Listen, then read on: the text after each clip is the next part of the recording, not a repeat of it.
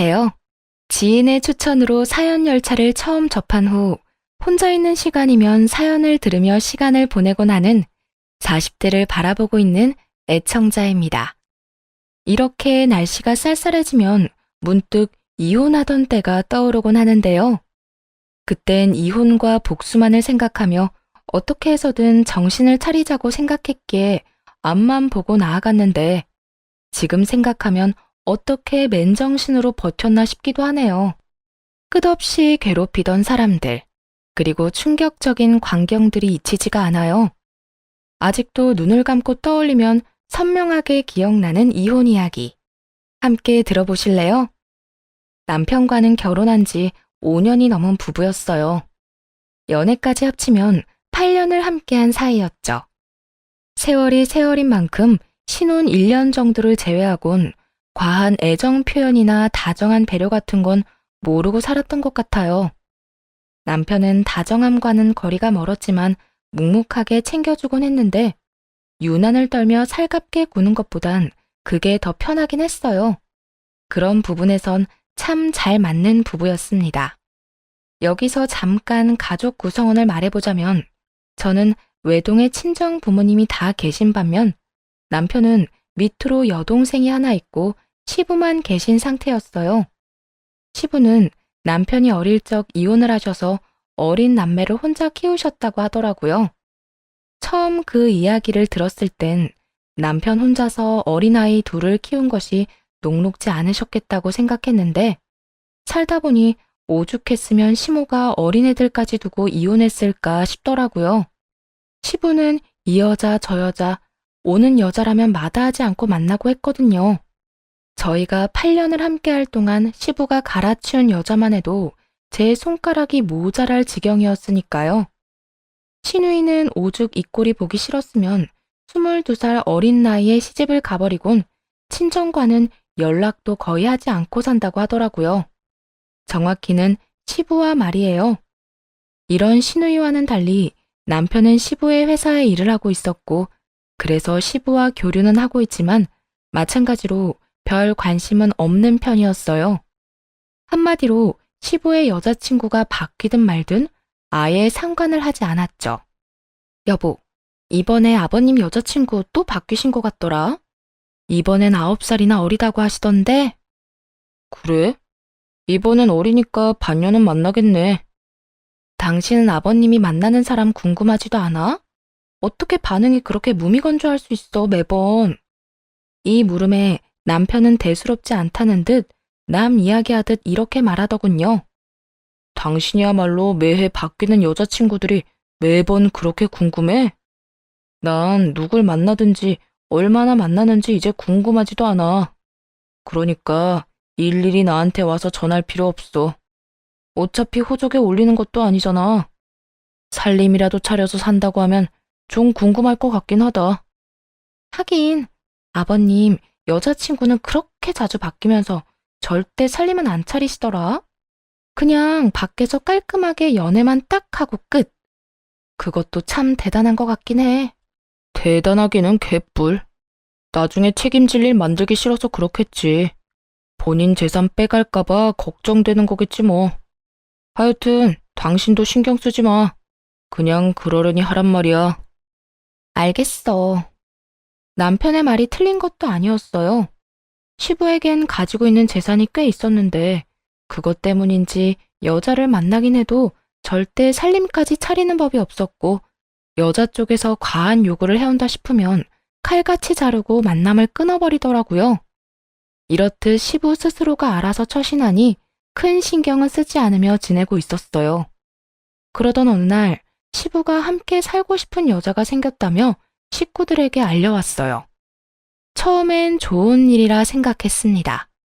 갑작스럽게 시모라는 존재가 생기는 건 조금은 불편한 일일 수도 있겠지만 시부를 생각하면 한 여자와 함께 남은 생을 살아가는 것이 더 좋겠다 싶었으니까요. 그래서 남편과 환영 꽃다발을 준비해서 함께 시댁으로 갔는데 충격에 빠질 수밖에 없었습니다. 시부가 누굴 데리고 살든 시부 인생이니 아무 상관 말고 앞날을 축하만 해주자고 생각하며 갔는데 시부 옆에 앉은 건 저보다도 어려 보이는 여자였어요.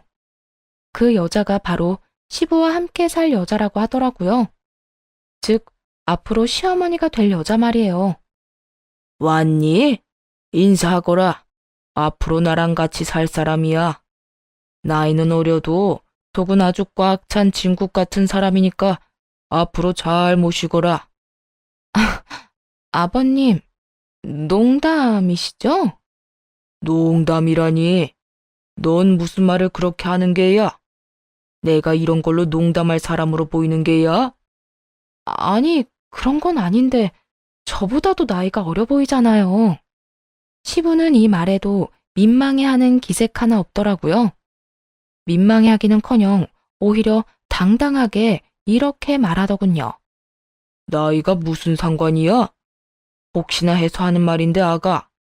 네가 이 사람보다 나이가 많다고 해서 막 대할 생각은 하지도 말거라.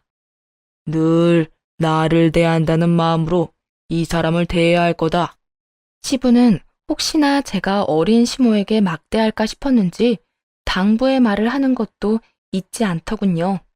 그런데 어린 시모까지 나서 속을 뒤집어 놓기 시작했어요. 에이, 오빠. 나 부담스럽게 왜 이래. 며느리님, 반가워요. 앞으로 우리 잘 지내봐요. 시어머니가 며느리한테 존댓말하는 집안이 어디 있어? 아직 호적은 안 합쳤어도 같이 살면 어머니 시어머니인데 말부터 편하게 하도록 해. 천천히요. 아무리 그래도 오늘 처음 봤는데 다짜고짜 말 놓으면 기분 좋겠어요? 몇 번 더 보고 내가 알아서 편히 대할 테니 오빤 그냥 지켜만 보세요. 그간 시부의 여자친구들을 몇 번 본 적 있었는데 이런 식으로 시부가 편을 들고 나선 적은 처음이었어요. 이거 정말 큰일이다 싶더라고요.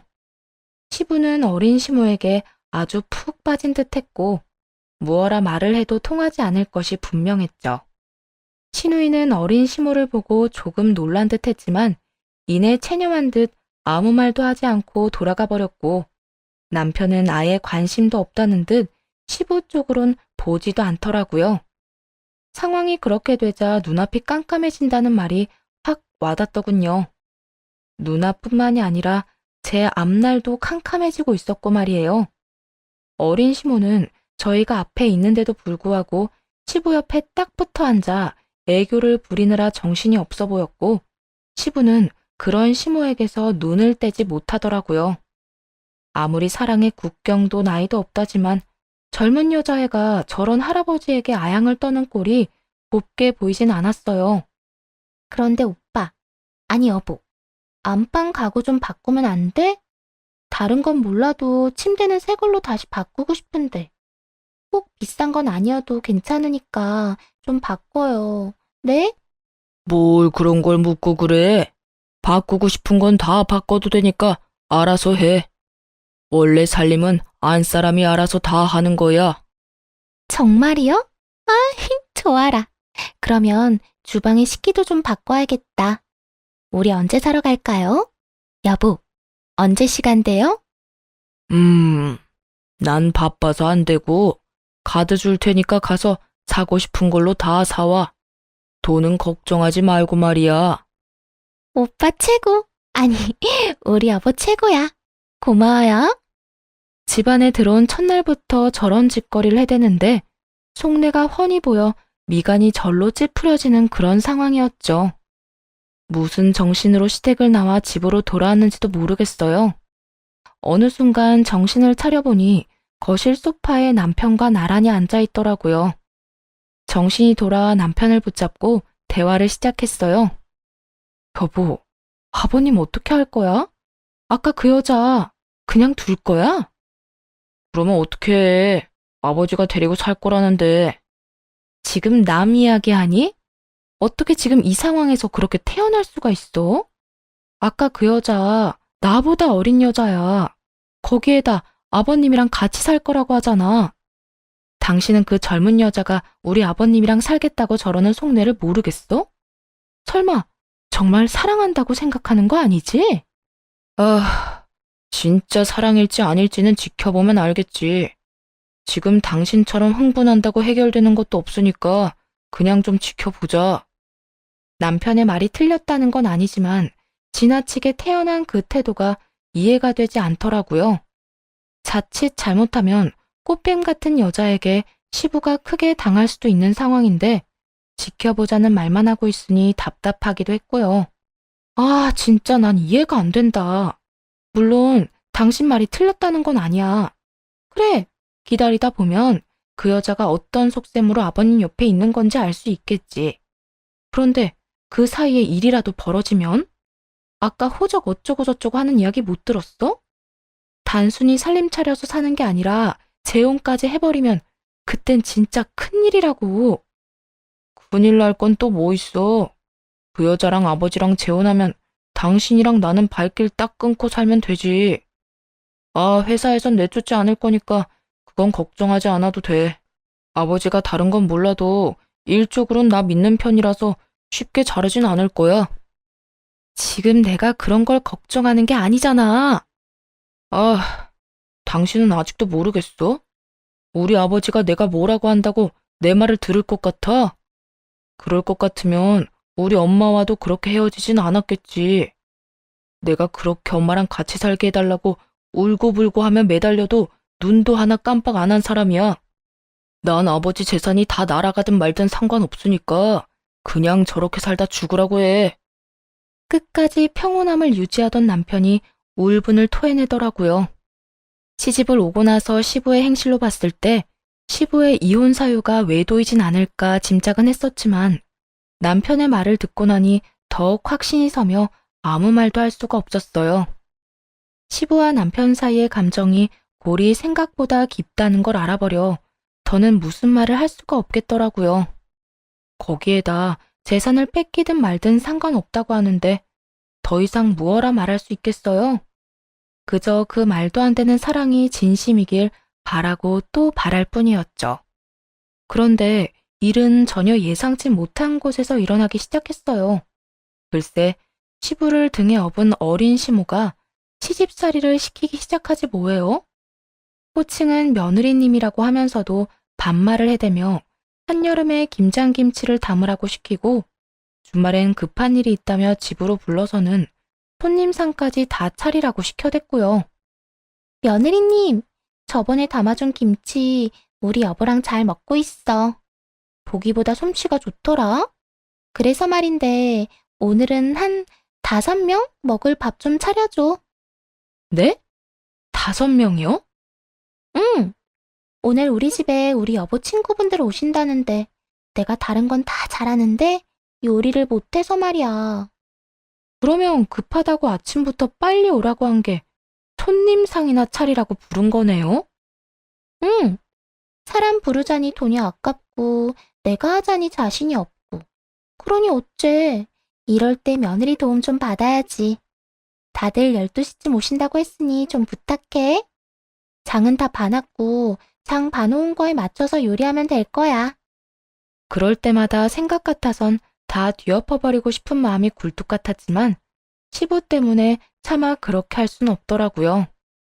그때야 오로지 시모 바라기인 시부였지만 그전까진 시부가 저에게 꽤 잘 대해주셔서 좋은 감정이 많이 남은 상태였거든요. 그랬기에 괜한 분란을 만들고 싶지 않은 마음이 더 컸던 것 같아요. 그렇게 강한 인내심을 발휘하며 어린 시모의 시집살이를 견뎌내고 있는데 기어코 화를 폭발시키고야 마는 사건이 일어났습니다. 그날은 유난히 몸이 무겁고 좋지 않아 약을 먹고 일찍 잠든 날이었어요. 10시가 조금 넘은 시간에 시모에게서 전화가 오더라고요. 잠에 취한 상태라 전화를 받지 않으니 계속해서 전화가 오더군요. 며느리님, 왜 이렇게 전화를 안 받아? 아, 몸이 안 좋아서 약 먹고 일찍 잠들었어요. 아, 그래? 잠 좀 잤으니 이제 좀 괜찮겠네? 내가 방금 문자로 주소 하나 보냈거든? 그리로 좀 빨리 와. 급해서 그래. 그러면 오는 줄 알고 기다릴게. 남편을 보내자니 야근 중이라 집에 없고 무시하고 마저 잠을 청하자니 정말 무슨 일이라도 있으면 어쩌나 하는 생각이 들더라고요. 목소리로 봐선 일이 있는 것 같진 않았지만 그래도 찝찝할 수밖에 없는 그런 상황이었죠. 하는 수 없이 전 시모에게로 갔고 그곳엔 술 냄새를 풍기며 시모가 기다리고 있더라고요. 시모는 친구들과 함께였는데 제가 도착하자 다들 떠나버리고 시모와 둘만 남게 되었죠. 같이 2차나 가자고 부른 건 아닐 거고 이 시간에 왜 부른 거예요? 보다시피 내가 술을 먹어서 말이야. 대리를 부르긴 해야 하는데 대리 부르자니 돈이 아깝고 세상이 너무 험하기도 하고 말이야. 이럴 때 며느리 덕 좀 보려고 불렀지. 운전은 잘하지? 나 집까지 좀 부탁해. 순간 화가 확 오르는데 얼마나 화가 났는지 손까지 떨려오더라고요. 이성의 끈을 놓는다는 게 이런 느낌이구나 하는 생각이 들며 저도 모르게 분노가 터져나왔어요. 야, 너 진짜 제정신 아니구나? 이 시간에 사람 불러다 뭐? 운전은 잘하느냐고? 이게 진짜 아버님 생각해서 웬만하면 참아보려 했더니 선 넘네. 야? 너? 지금 눈이 돌아서 사리 분별이 안 되나 본데 이딴 식으로 굴면 앞으로 곤란한 건 며느리님인 거 몰라?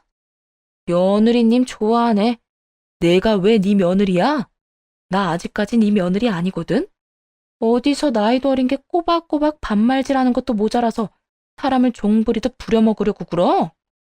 불같이 화를 내는데 어린 시모는 언성 한번 높이지 않고 손톱을 탁탁 튕기며 얄미울 만큼 차분히 말하더군요. 나보다 한 3살 많나? 나이 차이도 별로 안 나는데 그렇게 존댓말이 듣고 싶었어? 그랬으면 진작 말하지 그랬어. 그까짓 존댓말 얼마든지 해줄 수 있었는데 말이야. 그런데 내가 반말하는 거랑 며느리님이 반말하는 건 많이 다른 문제인 거 알지? 나 오늘 며느리님이 나한테 어떻게 했는지 다 말할 거야. 아마 모르긴 몰라도 며느리 사랑은 오늘로 끝나겠네.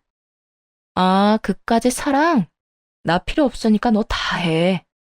아빠 뻘 남자랑 살면서 사랑이라도 듬뿍 받아야 할 거 아니야. 내가 다 양보할 테니까 사랑 많이 받고 부디 끝까지 잘 살아. 조금 살다가 내쫓기지 말고 말이야. 아, 아닌가? 도망가지 말고 말이야. 라고 말해야 하는 게 맞는 말인가? 단 한 번도 인상조차 찌푸리지 않던 어린 시모의 미간이 구겨지며 순식간에 얼굴로 손이 날아오더라고요. 너무 갑자기 일어난 일이라 막을 순 없었지만 되돌려주는 것은 어려운 일이 아니었죠. 그렇게 사이좋게 뺨을 한 대씩 주고받은 저와 시모는 길거리에서 격하게 싸우기 시작했고 결국 주변 사람들이 나서 말려서 떨어지게 되었네요. 너 진짜 내가 가만히 안 둬? 내가 우리 여보한테 다 이를 거라고. 일르라고. 너 하고 싶은 대로 다 해도 되는데 앞으로 나한테 이래라 저래라 하기만 해?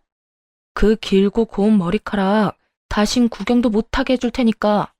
그렇게 시모와 저는 각자의 집으로 돌아왔고 다음날 화가 난 시부에게서 당장 시댁으로 오라는 불호령이 떨어졌어요. 당연히 연락이 올 거라 생각하고 있어서 그런지 겁이 나지도 않더라고요.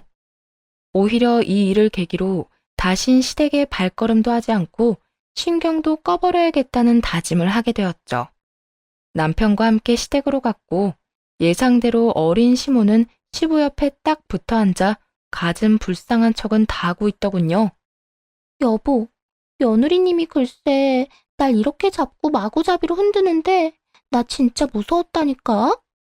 너, 이 말이 전부 사실인 거야? 네가 네 시어머니한테 정령 손까지 댔단 말이야? 먼저 때린 건 저쪽이고 맞고만 있을 순 없어서 맞대응했어요. 저쪽? 넌 어머님이란 호칭은 어디 가져다 버린 게야? 호칭 똑바로 못해? 못해요, 아버님. 저요, 제 몸에 손댄 어린 여자한테 어머님이라고 부를 만큼 멍청하진 않아요. 입장 바꿔서 생각해보세요. 몸이 안 좋아서 약 먹고 겨우 잠들었는데 그 밤에 불러서 대리운전이나 하라는 게 말이나 돼요? 제가 어린 여자 대리운전이나 하려고 면허 따고 시집 온 건 아니잖아요. 대리운전? 시부는 자세한 내막은 듣지 못한 듯 되물었고 시모는 재빠르게 나서 변명하기 시작하더라고요. 아, 그게 나 어제 친구들 만난다고 했잖아요. 그래서 맥주 2잔 했는데 운전을 할 수가 없잖아. 대리는 불러야겠는데 요즘 세상이 얼마나 험해. 대리운전 불렀다가 나쁜 일 겪는 사람이 한두 명도 아니라는데. 무서워서 부를 수가 있어야지. 그래서 며느리님한테 연락해서 부탁 좀 한 건데 막 반말까지 하면서 나를 혼내잖아. 내가 너무 화가 나서. 어린 시몬은 비장의 무기인 듯 눈물을 흘리기 시작했고, 시부는 잘잘못은 덮어놓고 저를 마구잡이로 몰아세우더라고요. 오죽했으면 이 사람이 널 불렀겠어? 이왕 간 김에 좋은 게 좋은 거라고 운전 좀 해줬으면 여러모로 좋잖아. 왜 그 성질을 못 이겨서 이 사달을 만들어? 그래, 시험이 머리채도 잡고 시험이 눈에서 눈물까지 뽑고 나니 속이 시원하냐? 이제 여한이 없을 것 같아? 아버님은 왜 저한테만 뭐라고 하세요? 누가 봐도 제가 먼저 잘못한 일이 아니잖아요. 끝까지 이렇게 나올 것이야? 얼른 미안하다고 잘못했다고 못 빌어.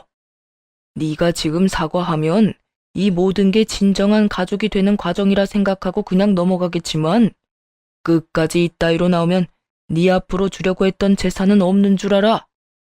그까짓 재산, 제 몫이 있다는 사실도 몰랐을 뿐더러 바란 적도 없었어요. 더욱이 저를 맘대로 조종하기 위해 물려주는 재산 같은 건 더욱 원하지도 않았고요. 전 절대로 사과 같은 건 안 합니다. 그러니까 저한테 그딴 거 바라지도 마세요. 뭐야? 너 계속 이럴 거야? 저는요, 아버님. 아버님이 좋아서 좋은 마음으로 대한 거지. 재산 탐내서 아버님께 잘했던 게 아니에요. 그러니까 그까짓 재산 안 주셔도 되니까 사과 같은 것도 바라지 마세요. 전 이만 가볼게요. 그대로 시댁을 나와버렸고 남편 역시 따라 나오더라고요. 집으로 돌아와 찬물 한 잔을 들이켜고 있으니 남편이 다가오더군요. 아무래도 상황이 상황인지라 위로라도 해주려고 따라온 줄 알았는데 남편의 입에선 전혀 예상치 못한 말이 나오더라고요. 당신이 이번엔 좀 너무했어. 아까 아버지 말대로 요즘 세상도 험한데 간 김에 집에는 좀 데려다주고 오지 그랬어. 뭐라고? 지금 그걸 말이라고 해, 당신? 급하게 오라고 해서 갔더니 대리비가 아까우니 운전이나 하라는데 당신 같으면 집에 데려다주고 싶겠어? 그래, 나도 화는 났겠지. 그래도 술 먹은 사람이랑 몸싸움이나 하고 게다가 그냥 두고 온 건 당신 생각이 좀 짧았다고 생각해. 막장 시댁이어도 참고 살았던 건 오로지 남편에 대한 사랑 때문이었는데 남편이 이딴 식으로 나오니 정말 참을 수가 없더라고요. 시부는 저를 재산을 빌미로 조종하려고 들질 않나. 남편은 마누라가 그런 취급을 받고 맞았다는데 생각이 짧았단 소리나 해대질 않나. 정말 서러워서 눈물이 다 날 지경이었죠. 당신은 내 편을 들어도 모자랄 판국에 뭐? 생각이 짧아? 내가 진짜 생각이 짧았으면 그날 그 여자 무사히 집에도 못 들어갔어. 그만큼 나도 화가 난 상태였다고. 화가 났어도 데려다 줄 수는 있었잖아. 당신은 가끔 보면 이렇게 냉정한 면이 있더라. 거기에다 길거리에서 싸우기까지 했어. 참 대단하다, 대단해. 아무리 그래도 예비 시어머님인데 어떻게 몸싸움까지 할 생각을 하냐? 한편으론 아버지가 저렇게 화내는 마음이 이해가 된다. 내가 오죽했으면 그렇게까지 했겠어? 그 여자가 먼저 내 얼굴에 손댔다고 했잖아. 잘못도 그 여자가 하고 싸움도 그 여자가 먼저 걸었는데 내가 참고만 있었어야 해? 난 당신이 아버님이랑 다르다고 생각했는데 이제 보니까 완전 판박이네. 진짜 정신 나간 짓 한 사람은 가만두고 엄한 사람 몰아세우는 거 보니까 말이야. 아까부터 엄청 억울한 척 하는데 처음 시작이 어떻게 됐든 당신도 그 여자랑 똑같이 군 건 사실이잖아. 그리고 엄연히 당신한텐 시어머니인데 반말이나 해대고 욕이나 하고 당신도 잘한 거 하나 없어. 시어머님 같은 소리 하네. 살림만 차렸지 아직 재혼한 것도 아닌데 무슨 시어머님이야? 그리고 그렇게 시어머님 타령하는 당신은 왜 그 여자한테 어머니라고 안 하는데? 당신도 속으론 가족으로 생각하지도 않으면서 나한테만 대우해주길 바라는 건 웃기다고 생각 안 해? 하여튼 난 잘못한 거 없으니까 너무했네, 잘못했네 이딴 말이나 할 것 같으면 그냥 잠이나 자. 결국 싸움은 남편과 제 싸움으로 번져버렸어요. 믿었던 남편이 어린 시모 편만 들며 저딴 소리를 하는데 이혼 생각이 절로 나더라고요. 그렇다고 해서 정말 이혼을 할 수도 없는 노릇이고 이대로 살기엔 남편에 대한 실망감이 너무나도 커져서 답답한 상황이 이어지고 있었죠. 그렇게 시간이 해결해 줄 수 없는 고민을 이어가던 어느 날, 친정엄마의 생신이 다가왔어요. 매년 부모님의 생신 땐 친정에 모여 축하 자리를 마련했던 터라 요즘 사이가 좋지 않아도 남편은 당연히 참석할 거라 믿었어요. 그런데 생신 전날 남편이 고주망태가 되어 집으로 들어왔더라고요. 무슨 술을 이렇게나 많이 마셨어? 먹다 보니까 이렇게 됐네. 당신, 내일 우리 집에 가야 하는 거 잊었어? 내일 우리 엄마 생신이잖아. 아, 장모님 생신? 내가 꼭 가야 해? 그냥 당신만 가. 아니, 앞으로도 당신만 가. 사실 나 생신 때마다 당신 집에 가는 거 불편하고 귀찮았어. 서로 부모님의 생신이나 행사를 챙기는 거 불편하고 귀찮을 수 있다고 생각합니다. 그런데 그렇지 않아도 좋지 않은 사이에 술까지 먹고 저딴 말을 해대니 기분이 좋지 않더라고요. 더는 저와의 관계 개선을 위해 노력하지 않겠다는 뜻으로 들려서 마지막 남은 희망과 기대마저 산산조각 나는 기분까지 들었어요. 그래서 안 가겠다 이거지? 일단 내일 일어나 보고 컨디션 괜찮으면 내일까진 같이 가는데 다음부턴 나 안 갈 거니까 그런 줄 알아. 그런데 내일도 괜찮을진 모르겠다. 다음날 남편은 당연히 일어나지 못했고 싫다는 남편을 굳이 깨우지 않았어요. 남편의 차를 끌고 혼자 친정으로 가기로 했죠. 주차장을 다 돌아다녀 찾은 남편의 차 문을 열었는데 그야말로 엉망진창이더라고요. 휴지는 여기저기 떨어져 있고 큼큼한 냄새도 나는 게 부역질이 올라올 것만 같았어요. 도저히 그냥 차를 타고 갈 수 없는 상황이라 환기를 시키며 차를 청소하기 시작했어요. 그저 술에 취해 차에서 토라도 했나 생각했거든요. 그런데 전혀 생각지도 못한 것을 보게 되었네요. 휴지를 치우던 제 시선 끝에 단추가 걸렸거든요. 그 단추는 다름 아닌 시모의 가디건 단추로 워낙 디자인이 특이한 데다 시모가 자주 입어 기억을 하고 있었죠. 거기에다 단추 옆에는 피임에 쓰이고 버려진 물건도 있더군요. 더러운 외도의 현장이었던 것이었다는 걸 그때 알았습니다. 그것도 어린 시모와 말이에요. 충격이 너무 커서 다리에 힘이 다 풀리더라고요. 아무리 남편이 큰 실망감을 줬다고 한들 이 정도로 쓰레기는 아닐 거라고 생각해봤지만 제 손에 있는 단추는 빼도 박도 못하게 시모의 것이었어요. 단추를 꽉 쥐며 정신을 차렸고 바로 블랙박스 녹화 파일을 복사했습니다.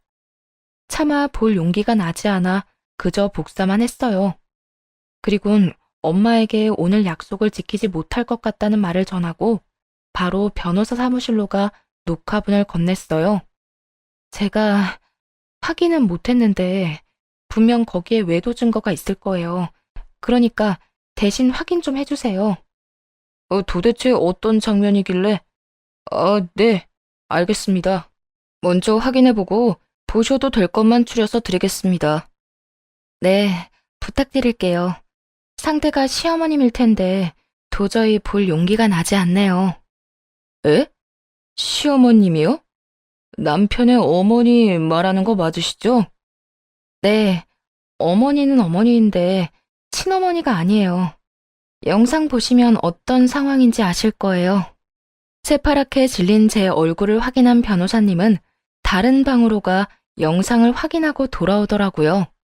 그리곤 저만큼이나 충격을 받은 표정으로 말없이 편집본이 담긴 USB를 건네주었어요. 거기엔 시모와 남편의 대화가 녹음되어 있더라고요. 충격적인 내용이 담긴 대화였어요. 자기야, 나 언제까지 자기 아빠 옆에 붙어 있어야 해? 나 그런 할아버지한테 사랑 타령하는 거 너무 싫어. 나라고 좋은 줄 알아? 그래도 어쩌겠어. 자식들한테 재산 안 준다는 아버지한테서 재산 받아내려면 자기밖에 답이 없는데. 그러니까 하루라도 빨리 이 생활 끝내고 싶으면 아버지하고 빨리 혼인신고나 하라고. 집까지는 쉽게 들어갔으면서 혼인신고는 왜 이렇게 더딘 거야? 그러게.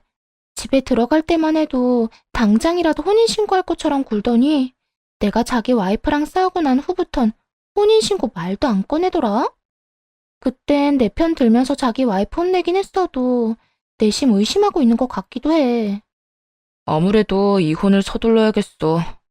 내가 아무리 신경 쓰지 말라고 그냥 두고 보고 있으라고 해도 가만히 있을 것 같지도 않고 성격상 언제 다시 뒤집어 엎어도 이상하지 않을 사람이야. 그러니까 그때 나한테 눈 뒤집고 달려들던데 보통 여자는 아니란 생각이 들더라니까. 앞으로는 그 여자랑 직접적으로 부딪히지 마. 그때 자기 다친 거 보는데 내가 얼마나 속상했는 줄 알아? 이젠 내가 알아서 다 하고 알아서 이혼할 거니까 자기는 그 노인네나 잘 구워 삶아. 시부는 몇 해 전부터 자식들에게 재산을 물려주지 않겠다고 선언했는데 그 말을 들은 남편이 자기 여자를 접근시켜 재산을 빼돌릴 아주 미친 계획을 세운 것이었어요. 일단 상간녀를 시부의 호적에 올린 후 그 재산을 다 빼돌릴 생각이었더라고요. 그런데 그 계획에 제가 계속 초를 치는 것 같아지자 일부러 저에게 싸움을 걸게 만들어서 이혼하자는 말을 들을 계획까지 세웠던 것이었죠. 어쩐지 시모를 어떻게 할 거냐고 물을 때마다 그저 지켜보자며 제지하더니 이런 이유가 있었더군요. 그것뿐만이 아니었어요. 두 사람은 시부의 사망보험까지 들었더라고요. 그나저나 집에서 모질게 대하고 있지? 얼른 이혼하자는 말 좀 들어봐. 아, 그리고 사망보험은 다 들었어. 내가 보험 이야기 꺼낼 땐 싫은 티 팍팍 내더니 만일의 경우 자기가 보험금 받는 걸로 지정한다고 하니까 어떻게 그렇게 기특한 생각을 다 했냐고 하면서 사인해주던데? 그래? 다른 말은 안 해? 의심 많은 양반이 그렇게 그냥 넘어갔을 리가 없는데. 의심은커녕 내 넓은 마음에 감동했다는 말까지 하더라. 자기 아들 좀 챙겨주니까 순식간에 벽을 허물어버리던데? 정작 아들이 뒤에서 이런 짓까지 하는 줄은 꿈에도 모르고 말이야. 하여튼 앞으로 고생 조금만 더 하자. 이제 거의 다 왔어. 내가 이번 일만 잘 마무리되면 자기 호강시켜줄게. 그러니까 나만 믿고 따라와. 알겠지? 아무리 돈이 좋다지만 이건 정말 아니란 생각이 들었어요. 그리고 자신이 만나는 상간녀를 시부에게 넘긴 남편이나 다 늙은 시부와 붙어먹은 상간녀나 구역질이 나게 대단하단 생각도 했네요. 추악한 진실은 모두 다 드러났고 이젠 어떻게 이 일을 해결해야 할지만 남은 상태였어요. 머릿속에 떠오르는 계획은 여러 가지였지만 우선 시작은 시부에게 알리는 것이었어요. 적당한 때를 만들기 위해 남편의 휴대전화를 살펴본 결과 둘은 상간녀가 운동을 다니는 월요일 점심시간에 미래를 즐기고 있더군요. 그래서 그에 맞춰 월요일에 시부를 찾아갔죠. 그리곤 일단 블랙박스 사본을 보여드렸고요. 사실 보여주기 전까지도 고민이 많았어요.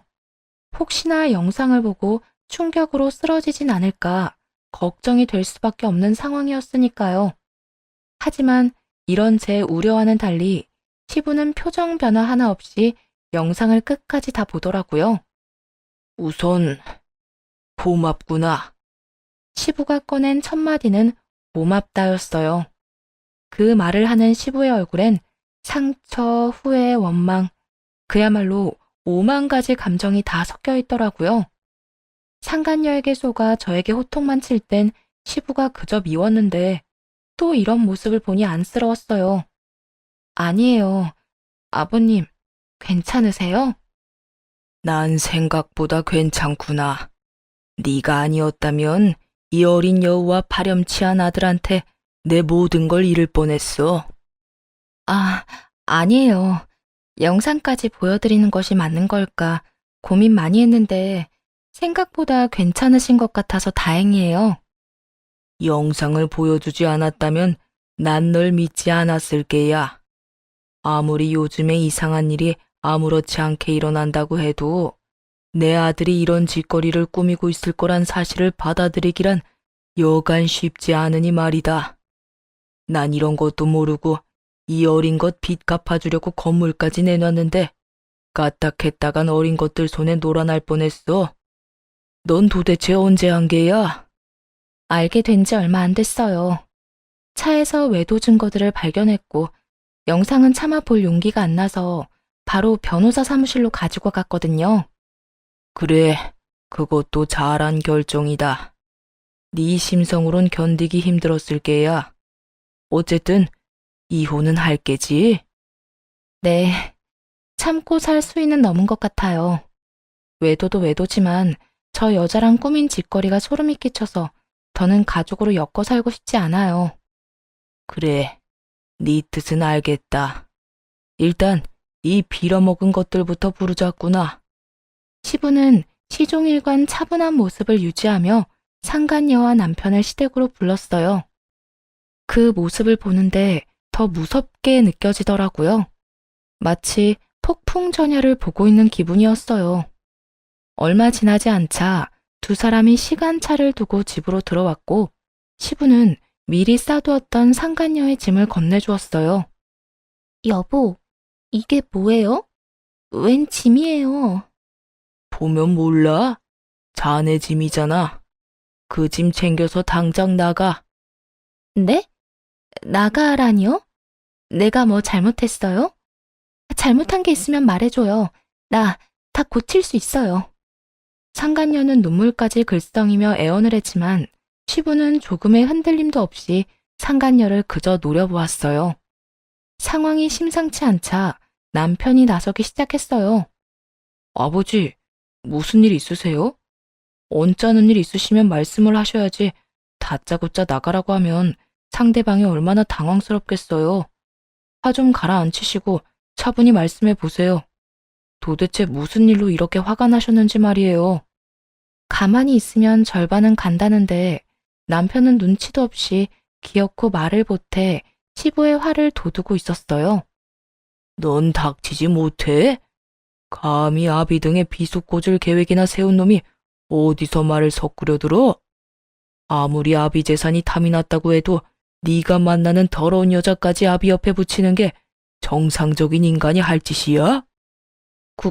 그게 무슨 말씀이세요? 제가 무슨 아버지 등의 비수꽂을 계획을 세워요? 내가 모를 줄 알아? 너 저 여자랑 짜고 내 재산 빼돌릴 계획 세웠던 거. 아무리 돈이 욕심나도 그렇지 어떻게 네가 내 아들인데 나한테 이딴 짓까지 할 수가 있어? 네가 그러고도 사람 새끼가 맞는 게야? 아버지, 제 말 좀 들어보세요. 그게 아니라고요. 저 여자랑 저랑 원래 알던 사이는 맞는데 계획적으로 아버지 옆에 붙인 건 아니었어요. 저도 아버지가 같이 살 여자다 하면서 소개해줄 때 얼마나 당황했었는데요. 정말이에요.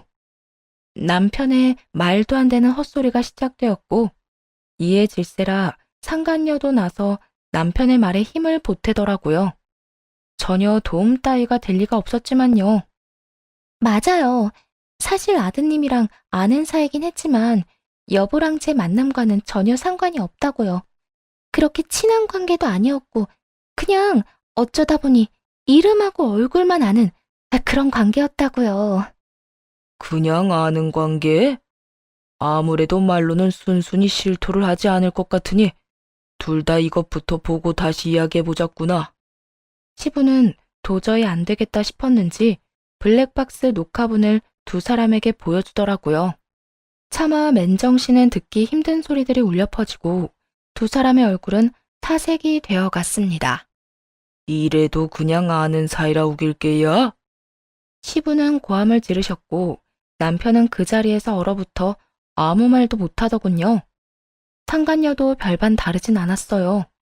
시부가 고함을 지르자마자 눈도 마주치지 못하고 있더군요.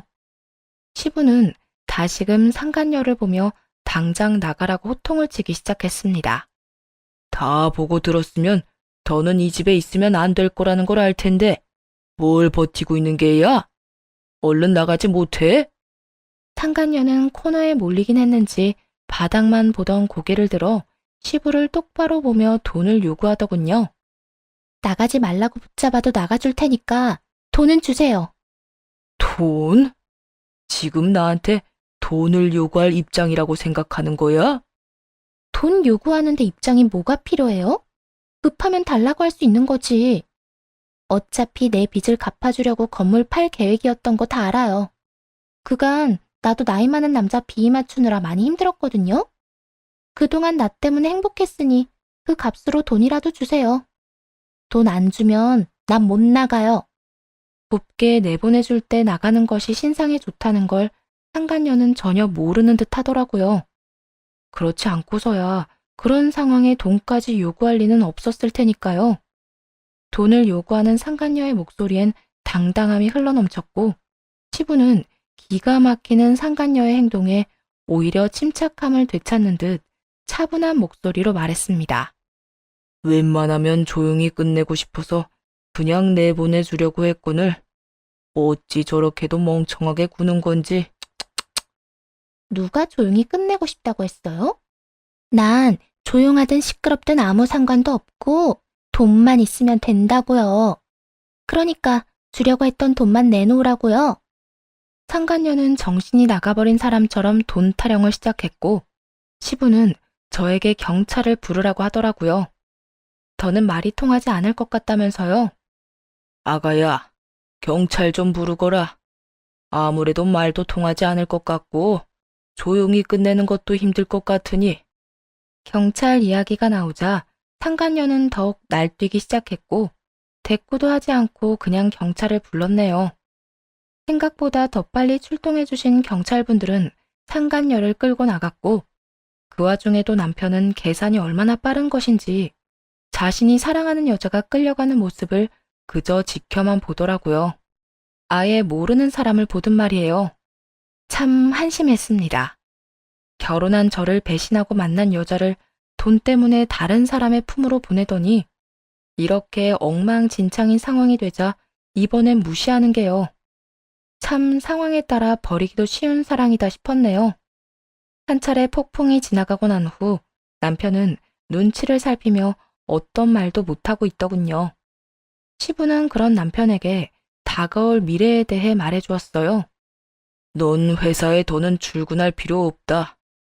내가 회사에 미리 말 다 해놨고 퇴직금은 일단 내가 보관해 두다가 이혼할 때 돌려줄 테니 위자료로 쓰거라. 그리고 집도 아가 명의로 바꿨으니 내가 사준 집에도 갈 필요 없어. 앞으로 어디서 뭘 하고 살든지 간에 상관하지도 않고 안심도 가지지 않을 테니 마음대로 살아. 최후의 통첩을 받은 남편은 마지막 발악을 하기 시작하더군요. 제가 정말 잘못했어요. 아버지 회사랑 재산은 당연히 저한테 물려주실 거라 생각했는데 아무한테도 안 물려준다고 하시니까 홧김에 그랬어요. 저 정말 반성 많이 하고 있으니 회사에서 밥벌이만이라도 하게 해주세요. 아버지도 잘 아시잖아요. 저 회사에 애정 많은 거. 그리고 저만큼 일 잘하는 직원도 없잖아요. 너만큼 회사에 애정 많고 너만큼 일 잘하는 직원은 많아. 그리고 너보다 일 더 잘하는 사람도 있지. 잊었느냐? 네 동생이자 내 딸. 막내를 다시 회사로 불러 물려줄 생각이니 그런 줄 알고 쏙 물러가.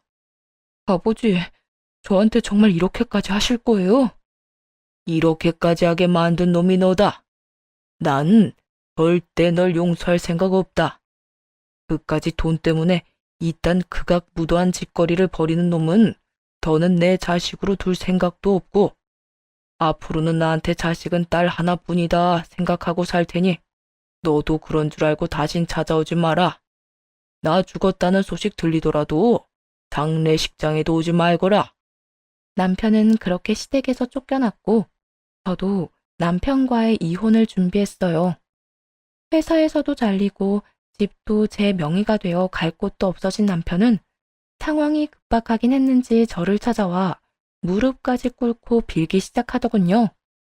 여보, 나 좀 용서해주면 안 될까? 나 진짜 많이 반성했어. 자고 일어나서도 당신 생각하면서 반성하고, 잠들기 전에도 당신 생각하면서 미안하다고 생각해.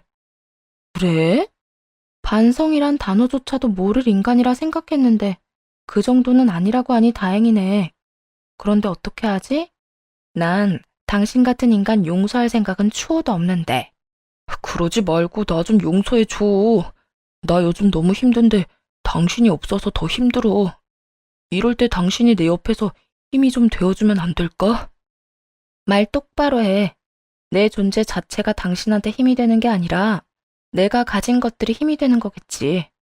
당신 지금 집도 없이 지낸다며? 돈도 땡전 한 푼 없는데 일도 못 구하고 있고 말이야. 거지 같은 상황이 되니 내가 아쉬운 거잖아. 누구 앞에서 뻔히 보이는 거짓말을 해? 당신 말 다 맞지만 후회하고 있단 말은 진심이야. 이렇게 되고 나니까 알겠더라. 나 당신 진짜 사랑해. 그러니까 나 좀 용서하고 받아주면 안 될까? 남편 놈은 끝까지 입에 침 하나 바르지 않고 진심으로 반성했다는 거짓말을 해대며 용서를 구하더라고요. 전 그런 남편의 얼굴에 주려고 했던 이혼 소장을 던져버렸어요. 우편으로 보낼 수도 있었지만 이렇게 얼굴에 던지고 싶어 가지고 있었거든요.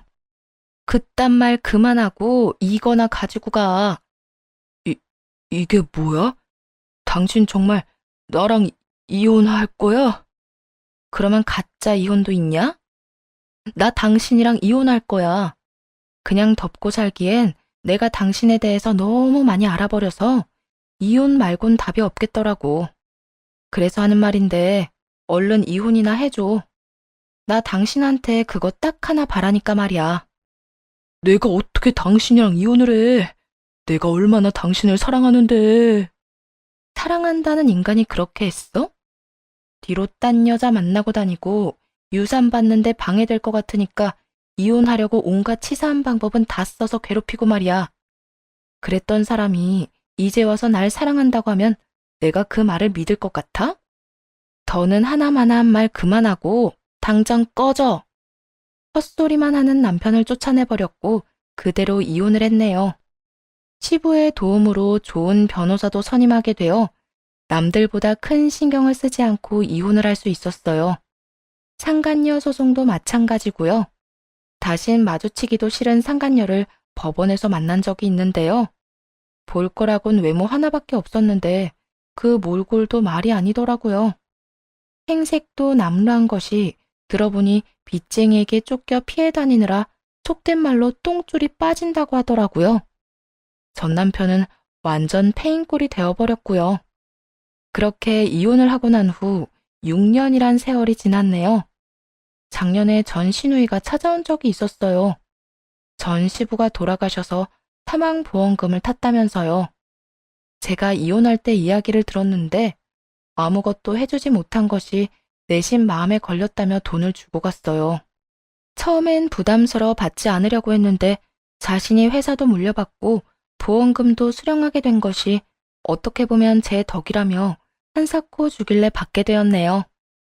요즘은 회사를 그만두고 카페를 차려 지내고 있어요.